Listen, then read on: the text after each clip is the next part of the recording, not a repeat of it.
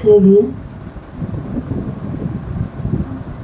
కొద్దిగా ఈ సమయం ఇచ్చిన దైవజనులకు ఈ మంచి శుక్రవారం ప్రార్థన మందిరానికి వచ్చినటువంటి మీ అందరికి కూడా నా వందనాలు తెలియజేస్తూ ఉన్నాను. మరి ఇంతవరకు అమూల్యమైన మాటలు, 3 మాటలు, శ్రేష్టమైన మాటలు మనం వింటూ వచ్చాం. కాబట్టి 4వ మాటను కూడా మనం ఇప్పుడు చూద్దాం. మత్తయి సువార్త 27వ అధ్యాయం 46వ వచనం.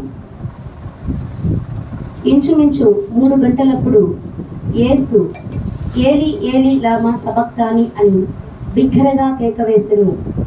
ఆ మాటకు నా దేవా నా దేవా నన్నెందుకు చెయ్యి విడిచిత్వని అర్థము. చిన్న ప్రార్థన చేసుకున్నాం. మహోన్నతుడా, జీవముగల తండ్రి, శక్తివంతుడైన మా ప్రభువా, ఈ మహోన్నత నామాన్ని బట్టి స్తోత్రాలు. ఈ మాటను వివరించినకు ప్రభువా నాకు శక్తి లేదు, కానీ నీవు నా పక్షంలో ఉండి తండ్రి అయ్యా మీరే మాట్లాడమని వింటున్న బిడ్డలందరూ కూడా అర్థం చేసుకున్నటువంటి కృపను, అతి భాగ్యాన్ని ప్రభువా మీరు అనుగ్రహించమని వేడుకుంటూ యేసయ్య శ్రేష్టమైన నామం పేట ప్రార్థన చేసి అడిగి వేడుకొంచున్నాం తండ్రి, ఆమేన్. ఇక్కడ 4వ మాట మనం చూసినప్పుడు ఇంచుమించు 3 గంటలప్పుడు దేవుని యొక్క శిలువ ఘట్టంలో చెప్పబడిన ప్రతి మాట కూడా ప్రవచనపూర్వకంగా చెప్పబడుతూ వచ్చింది. మనం ఇక్కడ చూస్తూ ఉన్నప్పుడు నా దేవా నా దేవా నా చేయి ఎందుకు విడిచిపెట్టావని కుమారుడు తండ్రిని అడుగుతున్నటువంటి ఒక ప్రశ్న. ఆ ప్రశ్నకు మనము పరలోకమందున్నటువంటి దేవుడు ఏం సమాధానం చెప్తాడో మనం యొక్క మాటలో మనం నేర్చుకున్నాం. అంతకంటే ముందుగా మధ్యాహ్న కాలం అందంతా అక్కడ చీకటి కమ్ముతూ వచ్చిందంట. ఇప్పుడు చూడండి, ఇదంతా కూడా ఎంతో వెలుగుగా ఉన్నటువంటి సమయము. ఇది చీకటి అవుతుందంటే అది అసాధ్యం అన్నమాట. కానీ ముందుగానే ప్రవచనాల్లో తెలియపరుస్తూ వచ్చారు. మనం ఇక్కడ చూసినప్పుడు ఆమోసు గ్రంథంలో చూస్తున్నాం. ఈ యొక్క మాట అక్కడ నెరవేర్చబడుతూ వచ్చింది. 8వ అధ్యాయము 9వ వచనంలో ఆమోసు ప్రవక్త దేవుని యొక్క ప్రసన్నతను పొందినటువంటి వాడై అక్కడ సెలవిస్తున్నటువంటి మాట ఏంటంటే, ఆ దినమందు నేను మధ్యాహ్న కాలమందు సూర్యుని అస్తమింప చేసేదును, పగటి వేళ భూమిని చీకటిగా కమ్మజేయుదును. మధ్యాహ్న కాలమందు దేవుడు 4వ మాట చెప్తున్నప్పుడు ఇంచుమించు 3 గంటలండి. త్వరగా 3 మాటలు మాట్లాడినప్పుడు ఆ 4వ మాటను కూడా మనం చూస్తున్నప్పుడు అక్కడ ఆమోసు ప్రవక్త ద్వారా ఇక్కడ లేఖనాల్లో కొన్ని వందల సంవత్సరాల క్రితమే ఆ మాటను ఆమోసు ప్రవక్త తెలియపరుస్తూ వచ్చారు. తండ్రిని అడుగుతున్నటువంటి ప్రశ్న, నా దేవా నన్నెందుకు చేయి విడిచిపెట్టావయ్యా. ఆ సిలువలో ఎంతగానో ఘోరమైనటువంటి ఆ శిక్షను అనుభవిస్తున్నటువంటి ఆ యొక్క కుమారుడు దేవుని అడుగుతున్నటువంటి ఆ యొక్క ప్రశ్న, నా చేయి ఎందుకు విడిచిపెట్టావు ప్రభువా. ఇంత భయంకరమైన స్థితి, వేదన అదంతా కూడా సిలువలో ఆ యొక్క బిడ్డ అనుభవిస్తూ ఉన్నప్పుడు తన తండ్రి పరలోకంలో నుంచి చూసి ఎంతగా వేదన పొందుతూ ఉంటాడో. నా బిడ్డను సిలువకు అప్పగిచ్చేసానే, ఎంతో అల్లారు ముద్దుగా పెంచుకున్నటువంటి నా బిడ్డను ఎంతగానో హింసిస్తున్నటువంటి ఈ యొక్క జనాలందరూ చూస్తున్నప్పుడు తండ్రి ఎంతగా వేదన పొందుతూ ఉంటాడో. నీవైనా నేనైనా మన రక్తం పంచుకొని పుట్టినటువంటి బిడ్డలను ఎవరైనా హింసిస్తూ ఉంటే మనం అలా చూసి ఓర్వగలమా, కొంచెమైనా అలా చూడగలమా? వెంటనే ఆ శిక్ష ఏదో నాకు వేయమని మనం అడ్డం వెళ్తాం. ఏదైనా బాధ ఉందంటే అది నా మీద వేయమని మనం అడుగుతాం. కానీ ఒక్క మాట కూడా నోరు తెరవకుండా దేవుడు పరలోకంలో నుంచి తన కుమారుడు ఆ శిక్ష అంతా కూడా అనుభవిస్తూ ఉంటే ఎంతగా వేదన చెంది ఉంటాడో. మన బిడ్డ కాసేపు ఎండలో ఉంటే మన హృదయం ఎంతగానో వెలవెలలాడిపోతుంది కదండి. అవును కదా.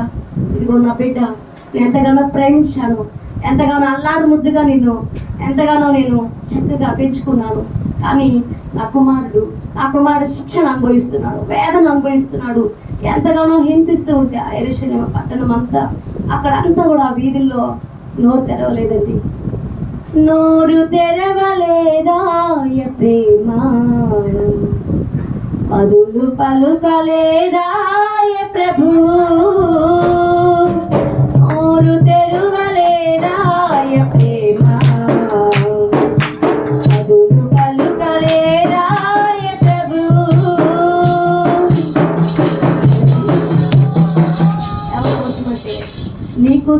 కోసము దేవుడు తన కుమారుని మనందరి కోసము, అదిగో నశించి నరకానికి పోతున్నటువంటి నీ కోసము, సమస్త మానవాళి కోసము దేవుడు తన కుమారుని చెయ్యి విడిచిపెట్టడం తప్పలేదండి. కాబట్టి దేవుడు దగ్గర అడుగుతున్నటువంటి ఆ ప్రశ్నకి దేవుడు చెప్పినటువంటి సమాధానము, ఇదిగో నశించి నరకానికి పోతున్నటువంటి నిన్ను నన్ను ప్రతి ఒక్కరిని కూడా ఆయన చేయి పట్టుకోవాలని, మన చేయి పట్టుకోవాలని, మానవాళ్ళందరి చేయి పట్టుకోవాలని తన ఎంతగానో ప్రేమించినటువంటి తన కుమారుడి చేయిని దేవుడు విడిచిపెడతా ఉన్నాడు. అది గుర్తెరిగినటువంటి మనము, ఆయన యొక్క మాటలు అర్థం చేసుకున్నటువంటి మనము ఆయన ఉద్దేశాల వైపు తప్ప వేరే వాటి వైపు మనం వెళ్ళము. ఆ మాటలు మనం అర్థం చేసుకుంటే ఆయన్ని తప్ప ఈ లోకంలో దేని కూడా మనం వెంబడించము. ఆయన ప్రేమను తెలుసుకున్నటువంటి మనము ఆయన సన్నిధికి రాకుండా మనం వెనుతీయము. కాబట్టి ఇంకా ఇక్కడ మనం చూసుకుంటూ ఉన్నప్పుడు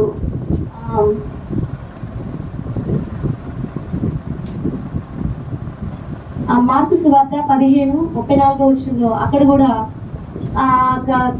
అడుగుతూ ఉన్నప్పుడు దేవుడి దగ్గర అలా కేక వేస్తున్నప్పుడు, పెద్దగా కేక వేస్తున్నప్పుడు అక్కడ నిలుచుని ఉన్నటువంటి ఆ యొక్క సైనికుల్లో ఒకడు అంటున్నాడు, ఇతడు ఏలియాని పిలుచుచున్నాడు. చూడండి, వాళ్ళకు అలాగ అర్థమవుతూ వచ్చింది, ఏలియాని పిలుచుచున్నాడు.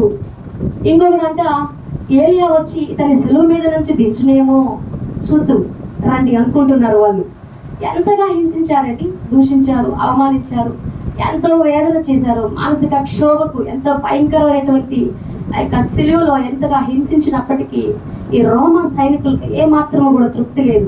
ఏమాత్రము కూడా కొంచెమైన కూడా జాలి, కనికరము, దయ ఏమాత్రం కూడా కనబడ్డ మనం చూడటం లేదు. ఇప్పటికి కూడా ఆయన హింసించాలని, ఆయన బాధ పెట్టాలని, ఆయన ఎంతగానో ఆయన యొక్క రక్తం అంతా కూడా నేల మీద కారిపోతూ ఉన్నప్పుడు కొంచెమైనా జాలి అనేది మనం చూడటం లేదు.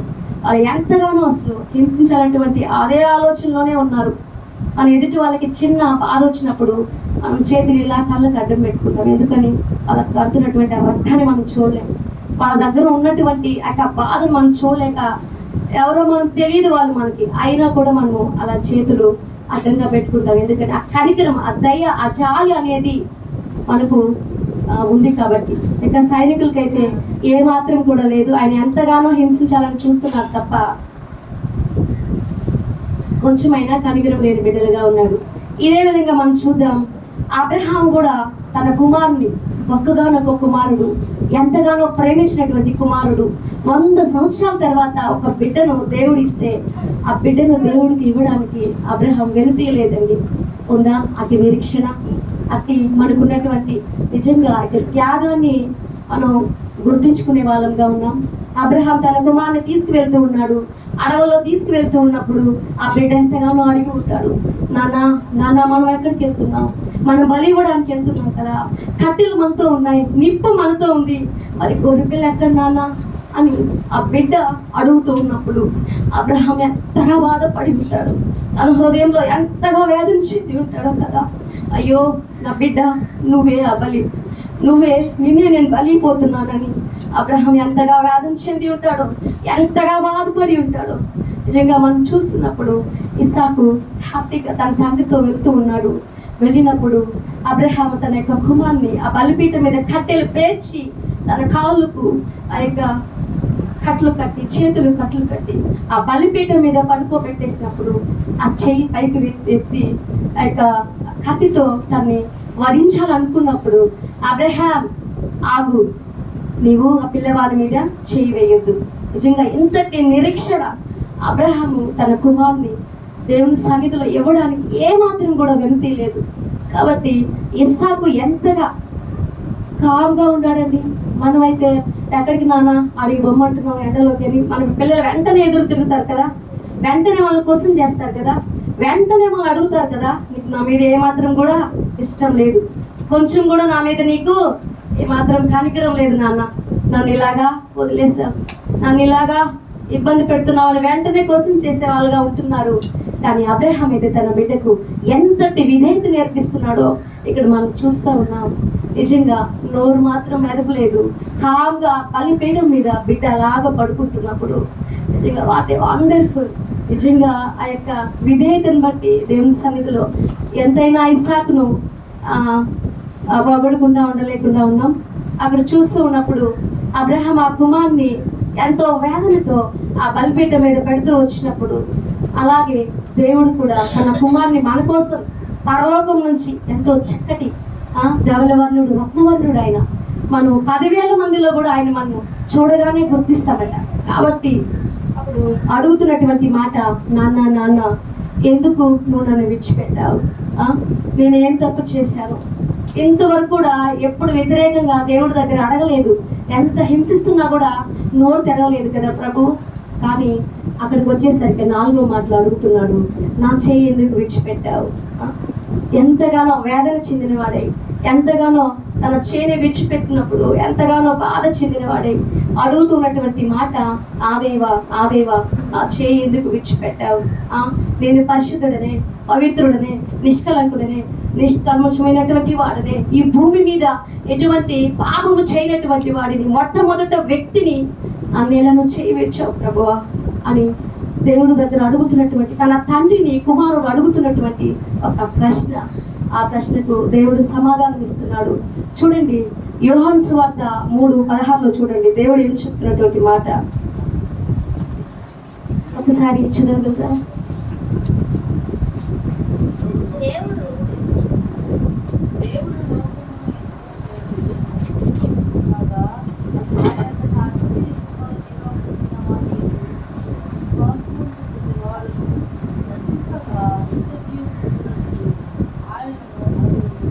ఆమేన్. చూడండి, దేవుడంట మనల్ని ఎంతగానో ప్రేమించాడంట, మన మీద ఎంతో ప్రేమ చూపిస్తున్నాడు. ఆయన ప్రేమకు హద్దు ఉందా? ఆయన ప్రేమకు మనం ఏమన్నా ఆనకట్టలు వేయగలమా? వేయలేము. ఎంతగా అంటే తన కుమారుని సైతం మన కోసం చేయి విడిచిపెట్టేంతగా. కాబట్టి అల్టిమేట్ ఆన్సర్ ఇది. దేవుడి దగ్గర మనం పొందుకునేటువంటి ఆన్సర్ ఏదైనా ఉందంటే మన కోసము, నశించిపోతున్నటువంటి మన కోసము, ఆనవాళి కోసము ఆయన తన యొక్క కుమారుని చేయిని విడిచిపెడుతున్నాడు. దావీదు కూడా 22వ కీర్తనలో 1వ వచనంలో ఉందండి, అక్కడ కూడా రెఫరెన్స్ మీరు చూసినట్లయితే, నా దేవా నీవు నన్నేలా విడనాడితివి, నన్ను రక్షింపక, నా ఆర్తధ్వని వినక నీవేలా దూరంగా ఉన్నావు. చూడండి, తండ్రిని బిడ్డ అడుగుతున్నటువంటి మాట, నీవేలా నాకు దూరంగా ఉన్నావు నాన్న, నాకెందుకు దూరంగా ఉన్నావు నాన్న, నన్ను ఎందుకు విడిచిపెట్టావు నాన్న అని అడుగుతున్నటువంటి మాట. కొడుకు ఆ వేదన అనుభవిస్తూ ఉన్నప్పుడు, ఆ యొక్క భయంకరమైనటువంటి క్షోభను అనుభవిస్తూ ఉన్నప్పుడు తండ్రి చూస్తూ ఉండగలరా? ఆయన హృదయం కూడా ఎంతో వేదన చెందుంటాడు. ఎందుకంటే ఆయనకు తెలుసు, నా కుమారుడు బలవంతుడు. మనం అడుగుతాం, మన బిడ్డని మనం అడుగుతాం, అరే పెద్దోడా చిన్నవాడిని చూడరా, ఒకసారి చూడరా వాడు సాయ, వాడు చిన్నవాడు కదా, వాడికి తెలియదు కదా, వాడు ఇంకా ఏం నేర్చుకోలేదు కదా, ఆ బిడ్డని చూడరా అన్నప్పుడు పెద్దవాడినే మనము సముదాయించుకోమని చెప్తాం, చిన్నవాడి కోసము సాక్రిఫైస్ చేయమంటాం. అవును కదండి. దేవుడు కూడా మన కోసము, మనందరి కోసము ఆయన తన కుమారుడు చేయిను విడిచిపెడుతున్నాడు. కాబట్టి ఆయన ప్రేమను గుర్తెరిగినటువంటి మనము ఆయన ఎన్నడూ కూడా విడిచిపెట్టకుండా ఆయన అడుగు జాడలు నడిచేటువంటి వారంగా ఉన్నాము. ఇంకా రోమా పత్రికలో కూడా 8:31 ఒకసారి చదివినట్లయితే, రోమా పత్రిక 8:31,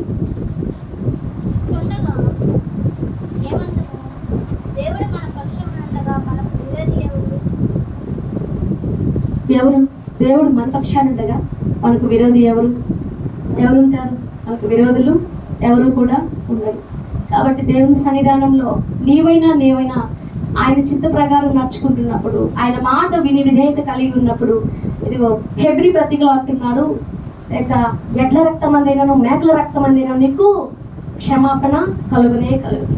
కాబట్టి పవిత్రుడైనటువంటి దేవుని రక్తం ద్వారానే మనందరి పాపాలు క్షమించబడతాయి, మనకున్నటువంటి శాపము తొలగించబడుతుంది. కాబట్టి హెబ్రీ పత్రికలో అంటున్నటువంటి మాట, ఎడ్ల రక్తం అందేనను మేకల రక్తం అందేనను నువ్వు ఏ మాత్రము కూడా క్షమాపణ పొందుకోలేవు. ఆనాడు ఇజ్రాయెల్ ప్రజలందరూ కూడా ఉన్నటువంటి ఆ ఆచారాల ప్రకారం తనకు చేసినటువంటి పాపం ఏదైనా సరే అది ఆ మేక పిల్ల మీద, గొర్రె పిల్ల మీద వేసి బలిచ్చేవాళ్ళట. ఎందుకంటే ఆ యొక్క నా శాపం అంతా పోతుందేమో, నాకున్నటువంటి ఆ యొక్క బలహీనతలన్నీ కూడా క్షమించబడతాయి అన్నటువంటి వెర్రి ఆలోచనలో ఉండిపోయారండి. నేటికి కూడా అది జరుగుతూనే ఉంది. ఆ యొక్క బలి అనేది ఏమాత్రం కూడా ఆగడం లేదు. కాబట్టి నైవేద్యములు దహన బలులు నీవు కోరవుగా, నైవేద్యములు దహన బలులు నీవు కోరవుగా, నా ప్రాణాత్మ శరీరము బలి అర్పణగా. శరీరము, నీ ఆత్మ సమస్తము కూడా ఆయనకి విరిగి నలిగినటువంటి ఆమె హృదయమే ఆయనకి ఇచ్చేటువంటి బలి. కాబట్టి నేటికి నాటికి ఏ నాటికైనా కూడా మనల్ని ప్రేమించేటువంటి దేవుడు మన దేవుడు. కాబట్టి ఆయన పరిశుద్ధుడు. ఇదిగో నీ చెయ్యి నా చెయ్యి పట్టుకోవాలని తన కుమారుని ఎంతగానో విడిచిపెట్టేస్తున్నాడు. ఆయన దయ, ఆయన కృప, ఆయన వాత్సల్యత, ఆయన ప్రేమ ఏ నాటికైనా కూడా మన మీద అలాగే ఉంటుంది. ఆయన అన్నడు కూడా మనం చేయి విడిచిపెట్టామని ఎప్పుడు కూడా, ఎందుకంటే అది విధి. దేవుని యొక్క కుమార్ని ఆ యొక్క చేయి విడవకపోతే మనందరి చేయి ఎవరు పట్టుకుంటారని? శాపంలో నశించిపోతున్న మన బంధువులు, మన మిత్రులు, సంస్థ, వాళ్ళందరూ చేయి ఎవరు పట్టుకోవాలి? దేవుడే పట్టుకోవాలి. కాబట్టి దేవుడు చక్కగా ఈ వాక్యంలో మనకి ఇచ్చినటువంటి సమాధానం, నా బిడ్డ నేను నిన్ను ప్రేమిస్తున్నాను, నేను నిన్ను ప్రేమిస్తూనే ఉంటాను. కాబట్టి దేవుడు ఈ కొద్ది వాక్యాన్ని దీవించినట్లుగా చిన్న మాటలు.